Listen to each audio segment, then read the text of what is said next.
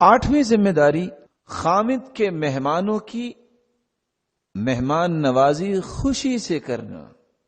رسول اکرم صلی اللہ علیہ وسلم نے فرمایا وَالْمَرْأَةُ فِي بَيْتِ زَوْجِهَا رَاعِيَةٌ وَمَسْئُولَةٌ عَنْ رَعِيَّتِهَا، عورت اپنے گھر میں، گھر کے معاملات میں وہ ذمہ دار ہے اور اس ذمہ داری کے بارے میں قیامت کے دن اسے پوچھا جائے گا۔ صحیح بخاری کی روایت ہے 2751۔ مہمان نوازی کے متعلق اکثر فتوے آ جاتے ہیں، اچھا جی لڑائی اس بات پہ ہوئی، آئے دن یہ 2 سے 3 مہمان بلا لیتے ہیں، میں تو یہ خدمت نہیں کر سکتی۔ کیوں نہیں کر سکتی؟ فلاں مولانا صاحب نے کہہ دیا ہے کہ خدمت تو واجب ہی نہیں ہے، وہ تو خامد کی خدمت بھی واجب نہیں ہے، وہ تو اس کے والدین کی خدمت بھی واجب نہیں ہے، تو مہمانوں کی خدمت کیسے واجب ہے؟ لیکن شاید کہ وہ اپنی بات میں سچی ہوتی ہے۔ ہدایت دے ان لوگوں کو جو یہ لفظ استعمال تو کر لیتے ہیں مولانا صاحب اور ان کو شریعت کا علم نہیں ہوتا، وہ چند ساتھیوں کو راضی کرنے کے لیے اس طرح کے فتوے دے دیا کرتے ہیں جو شریعت کے سراسر مخالف ہوتے ہیں۔ کیا سیدہ خدیجہ رضی اللہ تعالیٰ عنہ جو کھانا پکا کے لے جا رہی ہیں یہ خدمت نہیں ہے؟ کہ سیدہ فاطمہ رضی اللہ تعالیٰ عنہ چکی میں آٹا بنا رہی ہیں اور مشکیزہ بھر کے لا رہی ہیں، گھر میں جھاڑو دے رہی ہیں اور ہنڈیاں پکا رہی ہیں، یہ خدمت نہیں ہے؟ آسماء رضی اللہ تعالیٰ عنہ کا قصہ بھی آپ نے سنا، یہ خدمت نہیں ہے؟ اور آپ نے تاکیداً اس عورت سے پوچھا کہ خامد کی خدمت کیسے کرتی ہو؟ نعوذ باللہ من ذالک، اسلام کا یہ چہرہ پیش کرنے والے اصل مجرم ہیں جو چہرہ غلط پیش کرتے ہیں۔ رسول اکرم صلی اللہ علیہ وآلہ وسلم کے پاس صحابی آئے جابر، دیکھا کہ اللہ کے رسول کے چہرہ انور سے بھوک کے اثرات ظاہر ہو رہے ہیں، کہتے ہیں آج کھانا میرے پاس کھانا۔ سچ بتائیے، گھر جا کے انہوں نے صرف اطلاع دی کہ اللہ کے رسول تشریف لا رہے ہیں، پہلے مشورہ کیا کہ آج بلاؤں کہ نہ بلاؤں؟ اور یہاں نہ جانے کس اصول کے تحت یہ سسٹم بن گیا، کوئی بتا کے آئے گا تو وہ تو ہمارا مہمان ہے، اور جو بتا کے نہیں آتا اس کی مہمان نوازی کرنا کوئی ضروری نہیں ہے۔ کہاں لکھا ہے؟ ذہنی کشید کی گئی یہ ایک بات ہے، کہیں نہیں لکھی ہوئی۔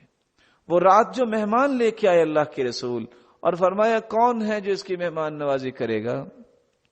انصاری صحابی نے کہا میں کروں گا۔ گھر جا کے پوچھا کوئی ہے کھانے کا کچھ؟ کہتی ہے نہ میرے لیے ہے نہ آپ کے لیے ہے، الا قوت الصبیانی، صرف بچوں کے لیے کچھ ہے۔ کہا آج بچوں کو بھی سلا دو، آج اللہ کے رسول کا مہمان آیا ہے، اس کو کھانا کھلانا ہے۔ سامنے رکھ دیا، نہ خود کھایا، نہ بیوی نے کھایا، نہ بچوں کو کھلایا، چراغ گل کیا اور یہ اس کو ظاہر کروایا کہ میں بھی کھا رہا ہوں، لیکن کھایا صرف مہمان نے تھا۔ کب پوچھا تھا؟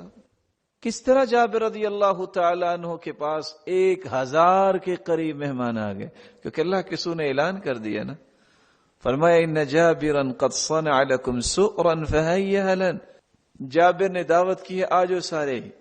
کس طرح رسول اللہ صلی اللہ علیہ وآلہ وسلم نے سیدنا ابو بکر صدیق رضی اللہ تعالیٰ عنہ کو کہا کہ لوگ آ رہے ہیں ان کو کھانا کھلانا ہے، دوڑ کے گئے اپنی بیوی سے کہا، اور بیوی آگے سے کیا کہتی ہے؟ وَقُرَّةَ عَيْنِي، میری آنکھوں کی ٹھنڈک، میں ابھی کھانا بناتی ہوں۔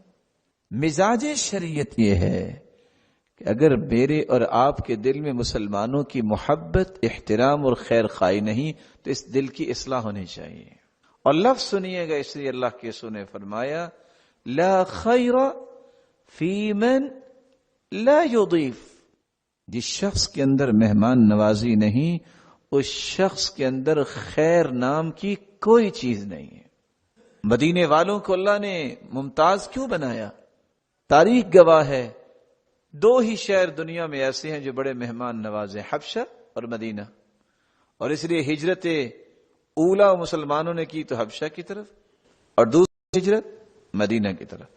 اور مدینے والوں کا یہ مزاج تھا اور ہے، جب بھی کوئی مہمان آتا وہ عیب سمجھتے تھے کہ ہم پوچھیں آپ کیسے آئے اور جاؤ گے کب، کبھی پوچھتے نہیں تھے، کہتے تھے آ گیا ہے یہ اللہ کی رحمت۔ دوسرا ان کا مزاج رہا ہے، مہمان ایک گھر میں آیا ہے، جس کو خبر ملتی جاتی وہ خدمت کے لیے اس کے گھر میں پہنچتا کہ یہ بھی تو ہمارے بھائی کا ہی گھر ہے تو ہم اس کی بھرپور خدمت کریں گے۔ یہ مزاج رہا ہے اور ہے کہ جو سب سے قیمتی چیز ہوتی ہے وہ مہمان کے سامنے پیش کرنے میں راحت محسوس کرتے ہیں۔ کس طرح ابراہیم علیہ السلام کے بارے میں حدیث ہے، اول من ضیف الضیف، مہمان کا خوبصورت اہتمام کرنے کی عادت ابراہیم علیہ السلام نے ڈالی تھی۔ اگرچہ اس سے پہلے بھی مہمان نوازی تو ہوتی تھی، لیکن کمال کا یہ درجہ ابراہیم علیہ السلام نے شروع کیا۔ مہمان آئے، پوچھا ہی نہیں کون ہے، بچڑا ذبح کیا سامنے رکھ دیا اور وہ کھاتے ہی نہیں ہیں۔ پھر پاس آ کے بیٹھے ہیں، ما لکم لا تأکلون، آپ کیوں نہیں کھا رہے؟ کیونکہ عربوں کا یہ مزاج رہا ہے کہ جو میزبان ساتھ بیٹھتا ہے اس میں عزت محسوس کرتے ہیں کہ وہ خود ڈال کے دے۔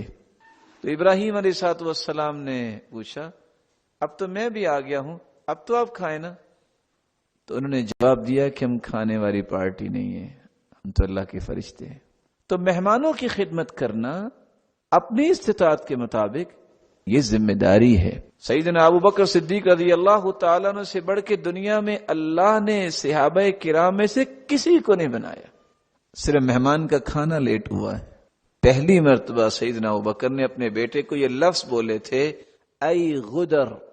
غدر عربی زبان میں کہتے ہیں فراڈ کرنے والے کو، کہ تم فراڈ کر رہے ہو، مہمانوں کا کھانا لیٹ کر دیا۔